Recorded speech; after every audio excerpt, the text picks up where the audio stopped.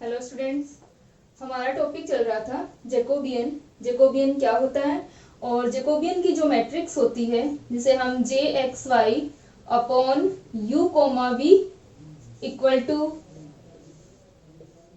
Del x upon del u del y upon del u del x upon del v और del y upon del v से define करते हैं। इसको हमने पढ़ लिया था। यहाँ तक हम लोगों ने पढ़ लिया था कि जैकोबियन जो होता है वो हम क्या यूज करते हैं, ये जो स्पेस के अंदर कोऑर्डिनेट ट्रांसफॉर्मेशन जो होते हैं उसके लिए हम लोग जैकोबियन को यूज करते हैं। तो वहां पर हमारे पास में क्या थे कि जो एक्स वाई हैं वो वेरिएबल यू और वी के फंक्शन होते हैं। तो इनको हम लोग एक पार्शियल डेरिवेटिव की मैट्रिक्स के फॉर्म में लिखते हैं। और मैथमेटिकल फिजिक्स के अंदर हम लोग जैकोबियन मैट्रिक्स जो होती है इसके डिटरमिनेंट को यूज करते हैं। और ये जो डिटरमिनेंट हमारे पास में आता है, अगर हम बात करें कि हमारे पास में जो यू वी हैं वो कर्विलिनियर कोऑर्डिनेट्स हैं और एक्स वाई जेड हमारे क्या हैं, यहाँ पर कार्टेशियन कोऑर्डिनेट्स हैं। तो यहाँ पर अगर हम लोग यू वी की जगह आर थीटा फाई या फिर रो फाई जेड को यूज करें, यानी हम कार्टेशियन कोऑर्डिनेट सिस्टम से स्फेरिकल कोऑर्डिनेट सिस्टम के अंदर ट्रांसफॉर्म कर रहे हैं, तो हमारा जो जैकोबियन का डिटरमिनेंट आएगा वो क्या आ जाएगा। अगर हम लोग वॉल्यूम एलिमेंट की बात करें तो हमने वॉल्यूम एलिमेंट को लिखा था कि कार्टेशियन कोऑर्डिनेट्स में हमारा जो वॉल्यूम एलिमेंट होता है dx dy और dz होता है, ठीक है। और हमारे पास में जो स्फेरिकल कोऑर्डिनेट सिस्टम है या सिलिंड्रिकल कोऑर्डिनेट सिस्टम होता है, तो वहां पर जो u और v हैं, u1 u2 u3 v1, अगर हम uv या uv कुछ ले सकते हैं, या फिर हम u1 u2 u3 अगर हम लें, तो हमारे कर्विलिनियर कोऑर्डिनेट्स जो हैं वो उसके अंदर स्फेरिकल या सिलिंड्रिकल के अंदर अगर हम लेंगे तो हमारे पास में जो वॉल्यूम आता है वो क्या आता है, dv equal to r square sine theta d theta d phi, ठीक है। और dv equals to rho d phi d z आता है। तो हम लोगों ने ये पढ़ा था कि हमारा जो ये फैक्टर आएगा वो हम जैकोबियन डिटरमिनेंट से निकाल सकते हैं। तो यहाँ पर हम लोग एक एग्जांपल सोल्व करते हैं जिससे हम ये देखते हैं कि हमारा जो ये फैक्टर आ रहा है उसको हम लोग किस प्रकार इस डिटरमिनेंट से निकाल सकते हैं, यानी ये जो हमारी जैकोबियन मैट्रिक्स है इसके डिटरमिनेंट जो होगा वो क्या होगा, ठीक है। तो यहाँ पर हम लोग एक एग्जाम्पल ले रहे हैं कि हमारा जो कार्टेशियन कोऑर्डिनेट सिस्टम है और स्फेरिकल कोऑर्डिनेट सिस्टम है उनमें रिलेशन हम लोग लिखेंगे और फिर हम उसका जैकोबियन लेते हैं। तो यहाँ पर हम लोग जानते हैं कि कार्टेशियन कोऑर्डिनेट सिस्टम और स्फेरिकल कोऑर्डिनेट सिस्टम के अंदर रिलेशन क्या होता है, x equal to r sine theta cos phi, y equal to होता है r sine theta sine phi और z इक्वल टू होता है आर कोस थीटा। तो यहाँ पर अपने पास में ये जो तीनों रिलेशन है यानी x y z यहाँ क्या है, r थीटा फाई के फंक्शन है। तो हमारे पास में जब कोई राशि इनके वेरिएबल्स का जो फंक्शन होती है हम क्या कर सकते हैं, उसका जैकोबियन लेते हैं।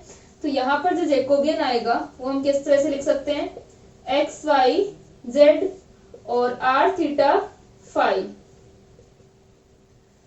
तो r थीटा फाई इसको अगर हम लेंगे तो हम इसकी मैट्रिक्स क्या लिख सकते हैं, del x upon del r। यहाँ पर हम पार्शियल डेरिवेटिव लेते हैं, आंशिक अवकलज हम लेते हैं। तो जब हम r के रिस्पेक्ट में करेंगे तो थीटा और फाई कांस्टेंट रहेंगे, और जब हम थीटा के रिस्पेक्ट में कर रहे हैं तो r और फाई कांस्टेंट रहेंगे। इसी प्रकार अगर फाई के रिस्पेक्ट में करते हैं तो r और थीटा क्या होंगे, कांस्टेंट होंगे। तो del x upon del r और ये हमारे पास में आ जाएगा del x upon del theta और ये हमारे पास आ जाएगा del x upon del phi, del y upon del r, del z upon del r, del y upon del theta, del z upon del theta और ये अपने पास आ जाएगा del y upon del phi और del z upon del phi. ये हमारी Jacobian matrix हमारे पास आई है। इसका डिटरमिनेंट हम लोग निकालते हैं और वो हम देखते हैं कि हमारा क्या आता है। तो यहाँ पर इसको हम लोग लिखते हैं, ये जो हमारे पार्शियल डेरिवेटिव्स हैं इनको हम लिखेंगे तो ये यहाँ पर नहीं आ पाएगा। मैं एक बार निकाल देती हूँ ये कि हमारा del x by del r का मान क्या आता है, फिर हम इसको मिटा करके फिर कंप्लीट मैट्रिक्स को लिखते हैं। तो del x upon del r का मान क्या होगा, del x upon del r sine theta cos phi. इसी प्रकार del y upon del r sine theta sine phi, और del z upon del r क्या होगा, कोस थीटा।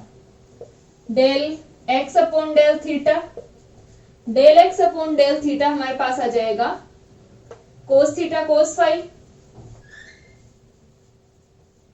और del y upon del theta हमारे पास आ जाएगा कोस थीटा साइन फाई, और del z upon del theta आएगा माइनस का आर साइन थीटा। इसी प्रकार हम क्या निकालेंगे, फाई को निकालेंगे। तो हमारी जो मैट्रिक्स होगी वो क्या होगी,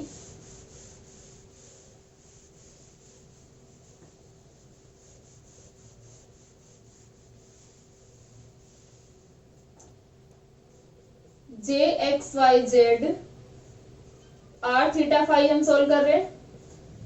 वैसे अगर हम J x y Z u1 u2 u3 अगर यहाँ पर रखते हैं तो हमारा जो मैट्रिक्स के डिटरमिनेंट का मान आता है वो h1 h2 h3 ही आता है, ये हमारी जनरल फॉर्म आती है, ठीक है। लेकिन यहाँ पर हम लोग एग्जाम्पल जो ले रहे हैं इसके अंदर हमने स्फेरिकल कोऑर्डिनेट सिस्टम का एग्जाम्पल लिया है, तो हम लोगों ने डायरेक्ट आर थीटा फाई को यूज किया है। तो यहाँ पर अपने पास में मैट्रिक्स हो जाएगी del x upon del r sine theta cos phi, del y upon del r sine theta sine phi, और del z upon del r cos theta. फिर del x upon del theta, del x upon del theta हमारा है r cos theta cos phi, और del y upon del theta है r cos theta sine phi, और del z upon del theta है minus का r sine theta. इसी प्रकार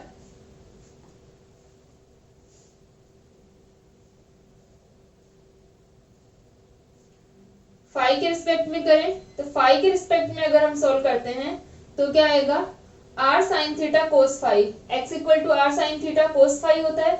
cos phi का अगर हम करेंगे तो माइनस का साइन फाई, तो माइनस का r sine theta sine phi. फिर अपने पास में del y upon del phi होगा, तो यह आ जाएगा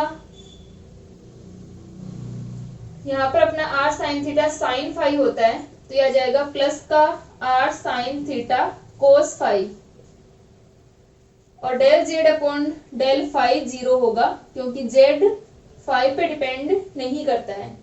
इसका हम डिटरमिनेंट लेते हैं, तो ये हम सॉल्व करें, साइन थीटा कोस फाई यह आ जाएगा 0, माइनस माइनस एक पहले से है तो minus minus plus r square sine square theta cos phi.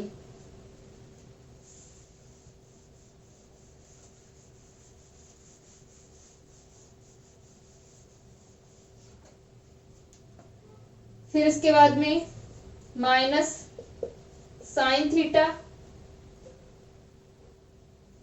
Sign phi,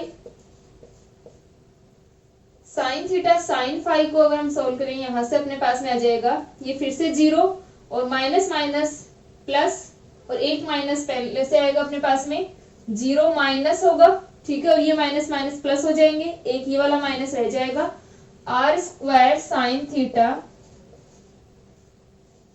sign phi, फिर प्लस का कोस थीटा, ये हमारा r square sine square theta, ठीक है, r sine theta r square sine square theta sine phi.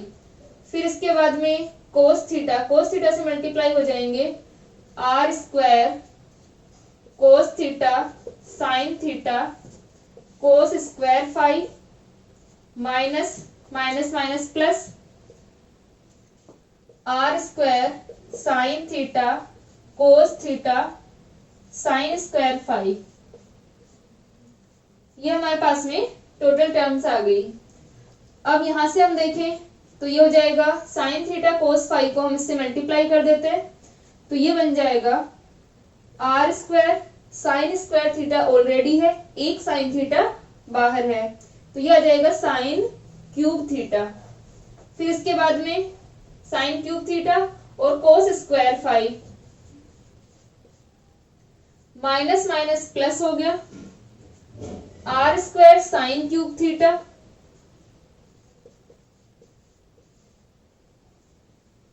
Sign square phi,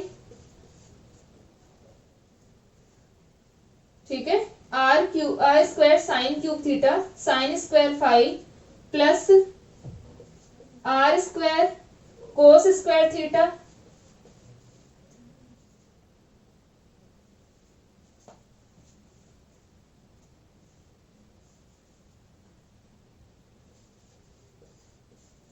इसको हम solve करें r square cos theta sine theta cos square phi r square cos theta sine theta sine square phi, यानी हम लोग r square sine theta cos theta को common ले सकते हैं तो हमारा ब्रैकेट में बचेगा cos square phi plus sine square phi और cos square phi plus sine square phi क्या होता है 1 होता है, यानी हमारे पास में बच जाएगा आर स्क्वायर साइन थीटा तो हम इसको मल्टीप्लाई करके लिख देते हैं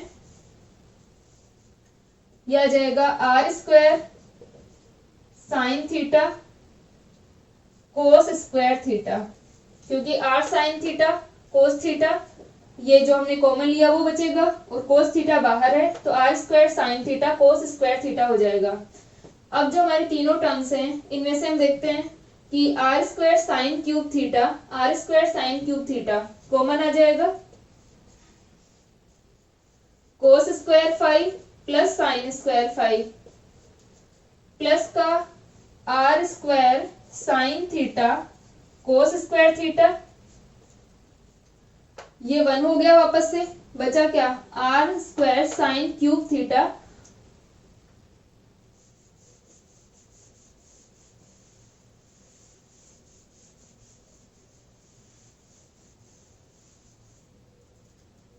are square sine cube theta cos square phi plus sine square phi 1 हो गया plus r square sine theta cos square theta r square sine theta cos square theta. R square sine theta को हम common ले लें तो यह आ जाएगा sine square theta plus cos square theta तो यह आ गया आर स्क्वायर साइन थीटा, यानी हम लोग निकाल रहे थे J x y z r theta phi तो हमारा जो वॉल्यूम एलिमेंट होता है dv उसका मान क्या होता है dv equals to r square sine theta d r d theta d phi होता है। तो ये जो हमारा फैक्टर है इसको हम निकाल सकते हैं जैकोबियन के डिटरमिनेंट से निकाल सकते हैं, यानी जो हमारा जैकोबियन है उससे हम ज्ञात कर सकते हैं जैकोबियन मैट्रिक्स के डिटरमिनेंट से हम इसे निकाल सकते हैं। तो हमारा जो जैकोबियन होता है कोऑर्डिनेट ट्रांसफॉर्मेशन के अंदर हम इसको यूज कर सकते हैं और जो हमारा वॉल्यूम एलिमेंट या एरिया एलिमेंट होगा हम लोग एक्स वाई और कोई दो कोऑर्डिनेट्स यहाँ से रख करके हम एरिया एलिमेंट भी निकाल सकते हैं। तो इस प्रकार से हम लोग जैकोबियन को यूज करते हैं। तो प्रीवियस लेक्चर में हम लोगों ने जैकोबियन की मैट्रिक्स और जैकोबियन की प्रॉपर्टीज को पढ़ लिया था, ठीक है। तो वहां पर हम लोगों ने जैकोबियन की जो प्रॉपर्टीज थी उसको सोल्व किया था। एक जो प्रॉपर्टी मैंने आपको बोला था कि आप सोल्व करना उसे आप एक बार करके देख लेना। तो ये हमारा जैकोबियन होता है, इसको उतार ले। फिर हम लोग स्टार्ट करते हैं डिराक डेल्टा को।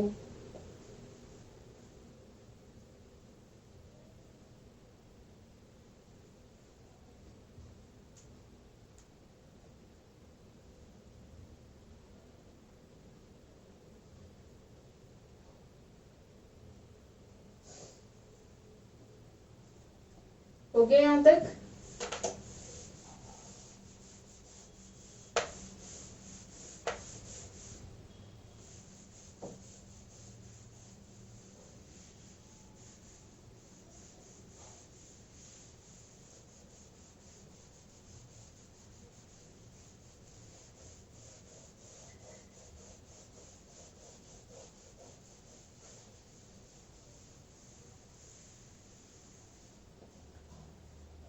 तो आपकी जो यूनिट फर्स्ट हम लोग पढ़ रहे हैं, यूनिट फर्स्ट चल रही है हमारी।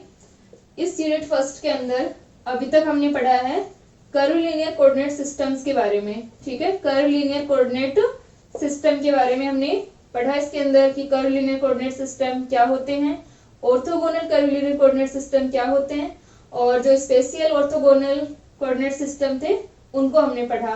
इसके अलावा आपका जो चैप्टर है इसके अंदर वो है टेंसर, और टेंसर के अलावा हमारे पास में एक टॉपिक है डिराक डेल्टा। तो ये जो आपका टेंसर वाला चैप्टर है, कंप्लीट चैप्टर है आपके सिलेबस में। टेंसर क्या होते हैं, टेंसर को हम किस प्रकार से रिप्रेजेंट करते हैं, टेंसर के टाइप क्या होते हैं, और टेंसर की कुछ प्रॉपर्टीज और कुछ यहाँ पर जो समेशन मल्टीप्लिकेशन टेंसर के अंदर होते हैं, वो सारा पार्ट आपका टेंसर के अंदर आएगा। ठीक है, इसके अलावा जो आपका डिराक डेल्टा का टॉपिक है, इसके अंदर डिराक डेल्टा को डिफाइन किया हुआ है और डिराक डेल्टा की प्रॉपर्टीज क्या होती हैं। तो हम लोगों का ये चैप्टर कंप्लीट हो गया।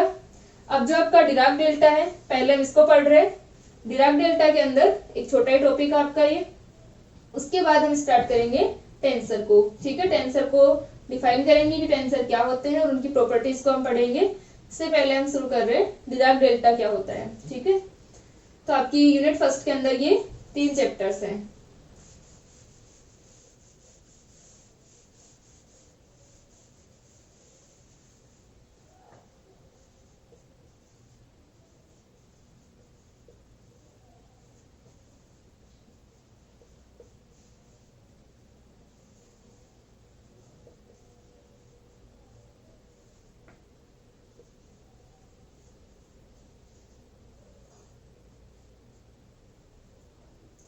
ठीक है, डिराक डेल्टा फंक्शन।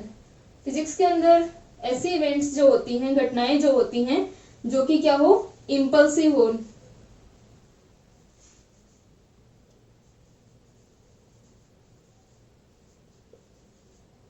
इम्पल्सिव आवेगी प्रकृति की जो घटनाएं होती हैं, उनको मैथमेटिकली डिफाइन करने के लिए पॉल डिराक ने एक फंक्शन दिया था जिसे डिराक डेल्टा फंक्शन कहते हैं। इम्पल्सिव घटनाओं का मतलब है कि हमें इस प्रकार मिल रहा है कि अचानक से कोई वैल्यू हमें मिलती है या हमें क्षणिक व्यवहार देखने को मिले, उसके अलावा क्या होगा, वो 0 होगा। जैसे कि हम देखते हैं एलसी परिपथ के अंदर, एलसी अगर हमारा सीरीज सर्किट है तो हमें क्या मिलता है, जो कैपेसिटर है, संधारित्र जो होगा, इसका हमें क्षणिक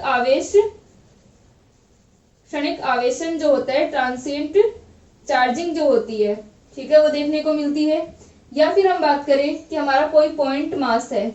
ठीक है, पॉइंट मास है तो क्या होगा कि इसकी डेंसिटी यहाँ पर डिफाइन होगी और इसके अलावा सब जगह 0 होगी।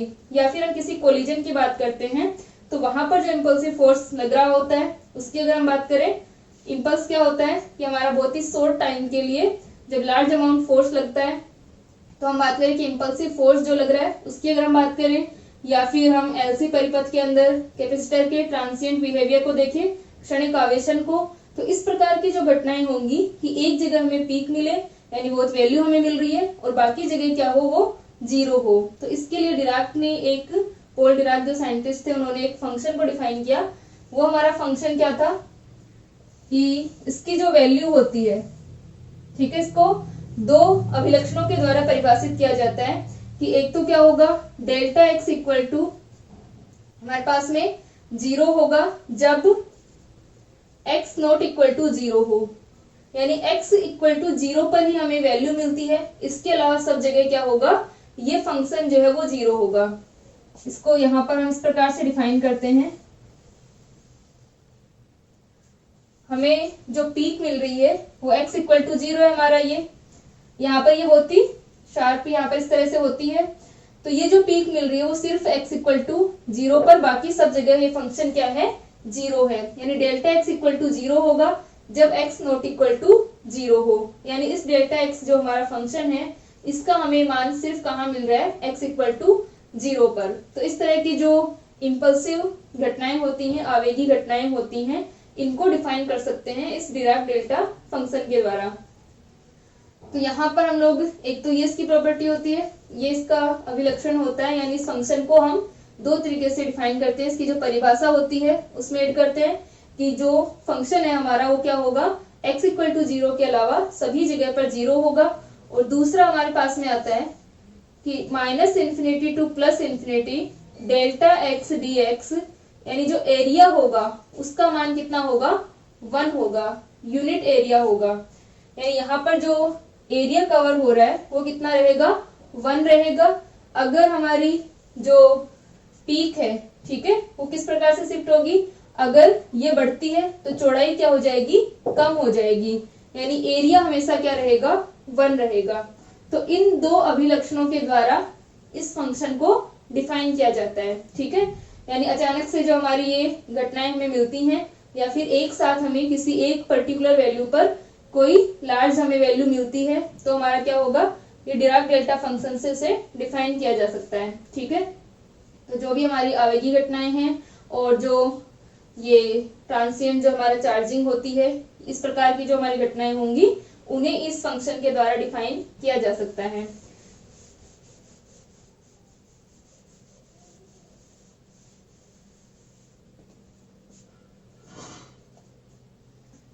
ठीक है, ये हमारा x है। तो ये जो डिराक डेल्टा है इसकी डेफिनेशन क्या होगी कि डेल्टा x इक्वल टू 0 होगा जब x नॉट इक्वल टू 0, और delta x dx equal to, यानी जो कवर्ड एरिया होगा वो कितना होगा, 1 होगा। और वो इस प्रकार से शिफ्ट रहेगा कि अगर इसकी ऊंचाई बढ़ती है तो चौड़ाई क्या होगी, कम होती जाएगी। यानी एरिया हमेशा कितना रहेगा, 1 ही रहेगा, ठीक है। तो इस फंक्शन को डिराक डेल्टा फंक्शन कहते हैं। इस डिराक डेल्टा फंक्शन को फिजिक्स के अंदर जैसे कि क्वांटम मैकेनिक्स में यूज किया जाता है। अब हम पढ़ते हैं इसकी प्रॉपर्टीज क्या होती हैं।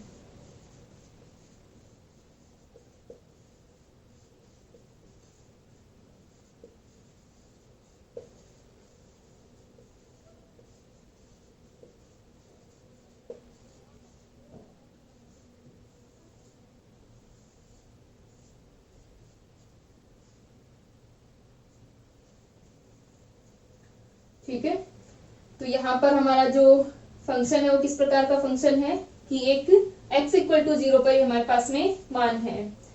Properties of Dirac delta function में हम सबसे पहले पढ़ते हैं, ये एक इवन फंक्शन होता है। Delta minus x equal to होता है डेल्टा एक्स के, ठीक है, ये एक इवन फंक्शन होता है। तो यहां से हमारे पास में आ गया कि delta minus x equal to delta x, ठीक है। इवन फंक्शन का मतलब है कि हमारे पास में अगर हम x की जगह माइनस एक्स को चेंज करते हैं तब उस फंक्शन पर कोई इफेक्ट नहीं पड़ता, यानी वो यहाँ पर चेंज नहीं हो रहा है, इसकी वैल्यू जो है वो माइनस में नहीं आ रही। जैसे कि हम बात करते हैं कि हमारा जो फंक्शन होता है f x equal to cos x है, तो कोस एक्स हमारा फंक्शन है, एफ माइनस एक्स हम रखें तब कोस माइनस एक्स हो जाएगा हमारे पास में, और cos minus x cos x ही होता है। अगर हम एफ माइनस एक्स किसके अंदर रखते हैं, साइन एक्स के अंदर, तो साइन माइनस एक्स हमारा क्या हो जाता है, माइनस का साइन एक्स हो जाता है, ठीक है। यानी साइन जो होगा वो हमारा ओड फंक्शन होगा, कोस एक्स हमारा क्या है, इवन फंक्शन है। तो यहाँ से हम देख सकते हैं कि x इक्वल टू 0 के दोनों तरफ इसी प्रकार से डिक्रीज होता हुआ होता है, ठीक है। जैसे कि हम कोस एक्स की बात करें, कोस एक्स हमारा जो फंक्शन है वो इस प्रकार का है। तो यहां से हम देख सकते हैं कि प्लस एक्स के लिए और माइनस एक्स के लिए सेम ही है ये, जबकि जो साइन एक्स होता है वो क्या हो गया, प्लस एक्स के लिए पॉजिटिव इसकी वैल्यू और माइनस एक्स के लिए नेगेटिव आ रहा है।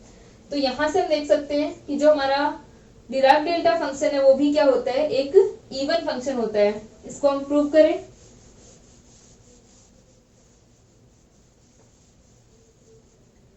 तो इसका प्रूफ होता है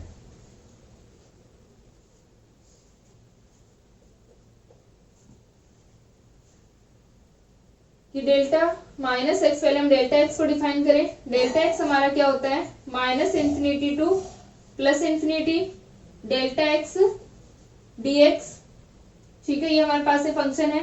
अब हम क्या रख दें इसकी जगह, माइनस एक्स अगर हम रखें तो क्या हो जाएगा, minus infinity to plus infinity. अगर हम x को माइनस एक्स से परिवर्तित करें,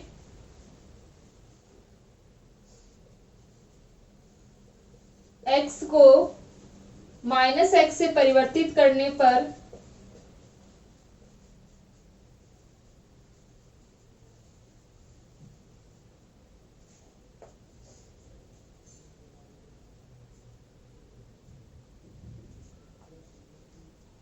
क्या हो जाएगा, ये लिमिट हमारी इंफिनिटी टू माइनस इंफिनिटी हो जाएगी, क्योंकि हम लोग x को माइनस एक्स से परिवर्तित कर रहे हैं। ये हमारा आ जाएगा delta minus x d minus x equal to 1, delta minus x जो है, ठीक है, और ये हमारा क्या आ गया, डी माइनस एक्स आ गया। तो इसका जो माइनस है इसे बाहर ले लें, तो minus infinity to minus infinity delta minus x, और ये हो जाएगा dx इक्वल टू 1। ठीक है, तो हमारी जो फर्स्ट और इसे हम सेकंड दे सकते हैं। अब जो हमारा माइनस आ रहा है, तो यहाँ पर हम देख सकते हैं कि लिमिट क्या है, इंफिनिटी टू माइनस इंफिनिटी है, तो हम इसे प्लस कर देते हैं और इसकी लिमिट को हम चेंज कर देते हैं minus infinity to plus infinity. तो यहाँ पर अपना आ जाएगा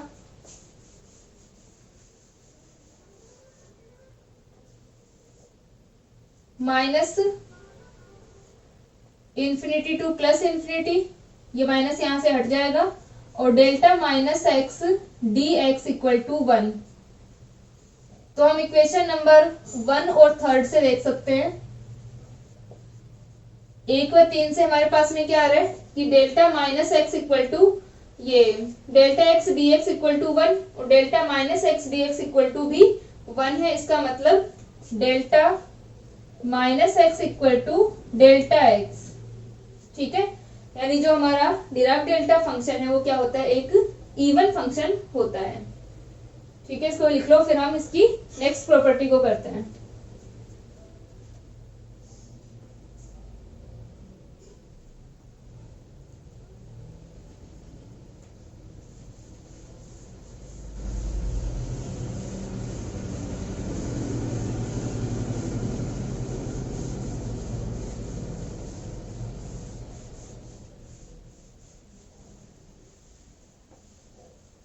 ठीक है, तो हमारा जो डिराक डेल्टा है इसको इन दो गुणों से हम लोग डिफाइन करते हैं, और ये हमारी जो भी इस प्रकार की घटनाएं हैं जिनके अंदर हमें एक जगह पर इसका कुछ बहुत सारा हमें मान मिल रहा है, कुछ ना कुछ वैल्यू हमें मिल रही है, और बाकी सब जगहों के लिए वो क्या हो, जीरो हो। जैसे कि हमने अभी पॉइंट मास का एग्जाम्पल लिया था, मान लो हमारा बिंदु द्रव्यमान जो है उसके लिए अगर हम डेंसिटी डिफाइन करते हैं तो सिर्फ वो उस बिंदु के लिए है, बाकी सब जगह जीरो है। ठीक है, तो इस प्रकार की जो भी घटनाएं होंगी जो कि किसी क्षण के लिए हमारे पास में हैं, बाकी सब जगह उनका मान जीरो है, तो क्या हो जाएगा कि उनके लिए डिराक ने इस फंक्शन को डिफाइन किया था। ठीक है, तो इस प्रकार इसको हम डेफिनेशन लिख सकते हैं, और इसके डेफिनेशन में इन दो अभिलक्षणों को यूज किया जाता है। अब प्रॉपर्टी, हमने इसकी प्रॉपर्टी पढ़ी कि ये इवन फंक्शन होता है। इसके अलावा सेकेंड हमारे पास में क्या आ जाएगा कि x डेल्टा x का मान जीरो होता है। ठीक है, कि x डेल्टा x जो है उसका मान हमेशा क्या होगा, जीरो होगा। तो यहां पर हम देखते हैं कि जब x not equal to zero, ठीक है, इसको हम प्रूव करें तो हम इसको कैसे प्रूव कर सकते हैं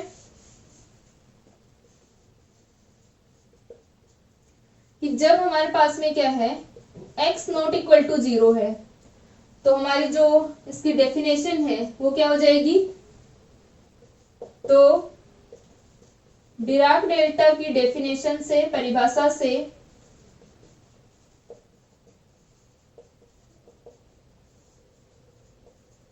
खुद delta x equal to zero हो जाएगा। अगर x जीरो नहीं है तो डेल्टा एक्स जीरो होगा। इसी प्रकार तो हमारे पास में क्या आ गया, इसलिए x डेल्टा एक्स का मान जीरो, क्योंकि डिराइव डेल्टा का मान ओनली x इक्वल टू 0 पर मिलता है, बाकी सब जगह ये 0 है। ठीक है, इस प्रकार का एक फंक्शन होगा ये कि जो हमें पीक मिल रही है वो ओनली x इक्वल टू 0 पर है, बाकी सब जगह ये 0 है। तो जब x 0 नहीं होगा तब तो डेल्टा x 0 होगा, तथा जब x इक्वल टू 0 तो क्या हो गया, x delta x equal to 0। इसका मतलब हमेशा क्या होगा, x डेल्टा x का मान 0 ही रहेगा। नेक्स्ट हमारी प्रॉपर्टी होती है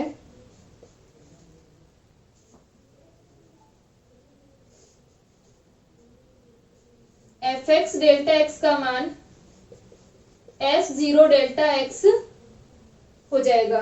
ठीक है, क्योंकि हमारे पास से मान लो कोई भी फंक्शन है तो उसकी वैल्यू यहाँ पर हम देखते हैं कि हमें कब मिलेगी, जब x इक्वल टू 0 होगा, क्योंकि बाकियों के लिए तो क्या हो जाएगा, डेल्टा x का खुद का मान 0 होगा तो वैल्यू तो 0 हो जाएगी। जब x इक्वल टू 0 होगा तो वहां पर डेल्टा x का मान होगा, तो वहां पर हम क्या लिख सकते हैं, f0 डेल्टा x। ठीक है, इसके अलावा हमारे पास में अगर हम इसको यूज करके हम प्रूव कर सकते हैं कि -∞ टू +∞ fx डेल्टा x का मान होता है f0। ठीक है, -∞ टू +∞ fx डेल्टा x का मान क्या होता है, f0 होता है। इसको प्रूव करें हम।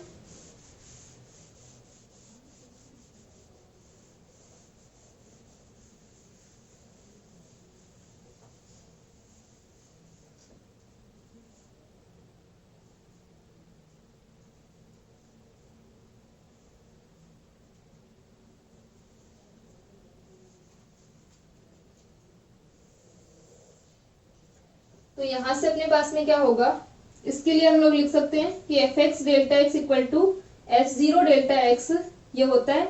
यहाँ पर हमारे पास में क्या है कि जो fx है वो क्या है, x का सतत फलन है, और ये क्या होगा, बाकी सब के लिए तो 0 होगा, ओनली x इक्वल टू 0 के लिए हमें मान मिलता है। तो यहाँ पर अपना प्रूव आ जाएगा -∞ टू +∞ fx डेल्टा x। ठीक है, और fx डेल्टा x को हम लोग लिख रहे हैं इसको यूज करके -∞ टू +∞ f0 डेल्टा x, और f0 को अगर हम बाहर ले लें तो यह आ जाएगा -∞ टू +∞ डेल्टा x dx। तो ये बन जाएगा f0, और डेल्टा x dx का मान 1 होता है, तो ये आ गया f0, यानी -∞ टू +∞ fx डेल्टा x का मान क्या होगा, f0 के इक्वल होगा। ठीक है, इसको लिख लें।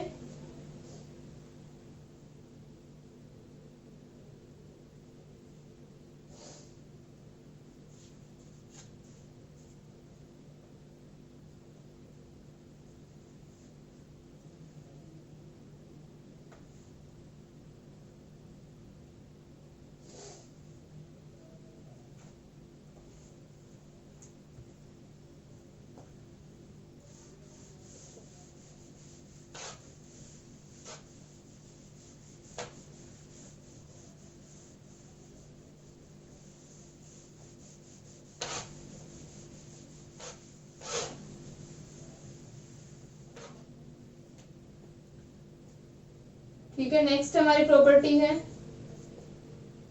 हमारे पास में डेल्टा के एक्स इक्वल टू होता है 1/k डेल्टा एक्स। ठीक है, इसको हम प्रूव करें। डेल्टा के x equal to 1/k delta x, तो यहां पर हम इसका प्रूफ लिखते हैं,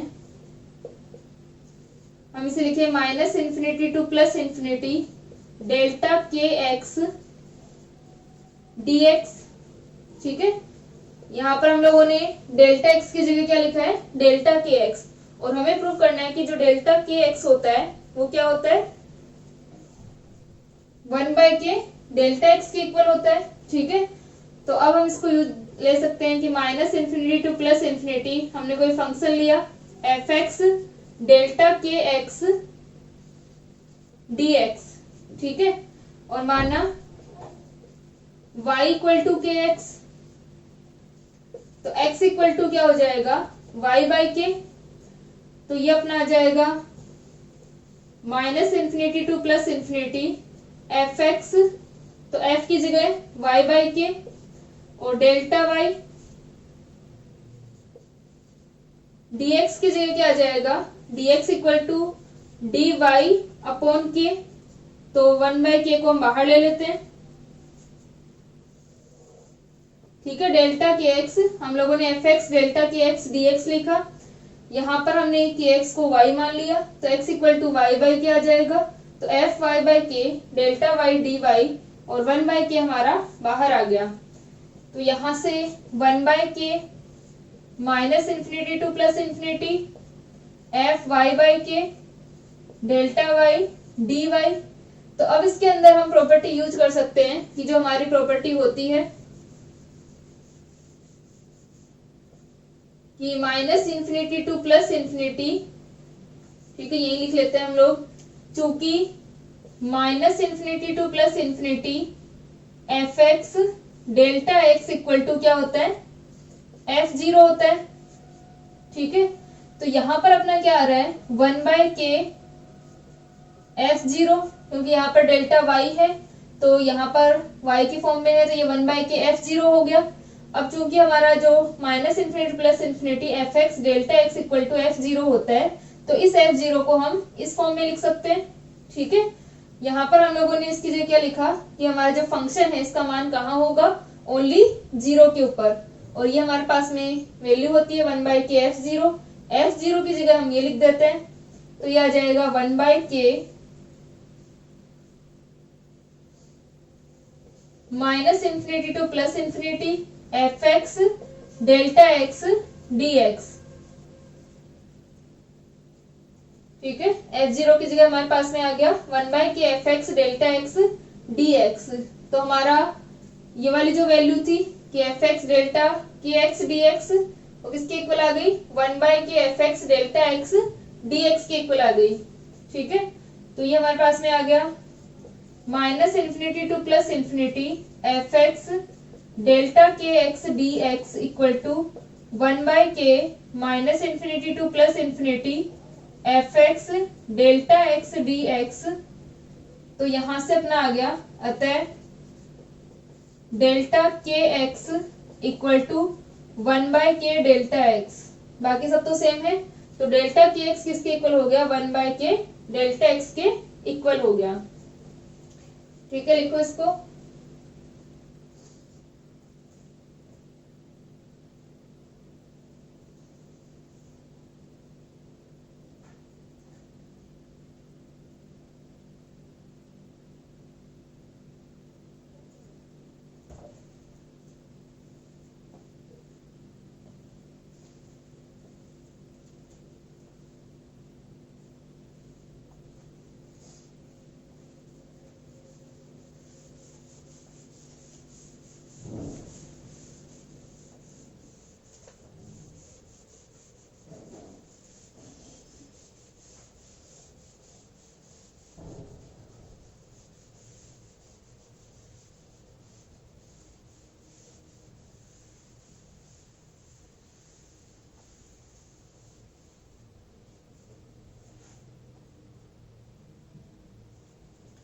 ठीक है। नेक्स्ट हमारी प्रॉपर्टी है x d by d x delta x equal to minus का डेल्टा एक्स, यानी इसका जो फर्स्ट डेरिवेटिव यहाँ पर हम ले रहे हैं x d by d x delta x, वो किसमें आता है माइनस का डेल्टा एक्स हमारे पास आता है, ठीक है। इसको हम प्रूव करें,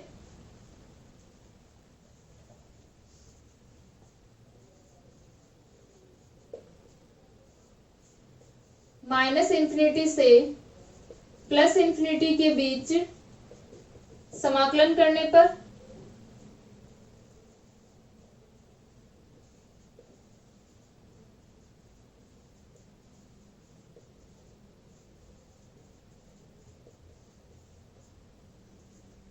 तो यहाँ से अगर हम माइनस इन्फिनिटी से प्लस इन्फिनिटी के मध्य इंटीग्रेट करते हैं इसको, तो क्या आ जाएगा, माइनस इन्फिनिटी से plus infinity x d by d x delta x equal to,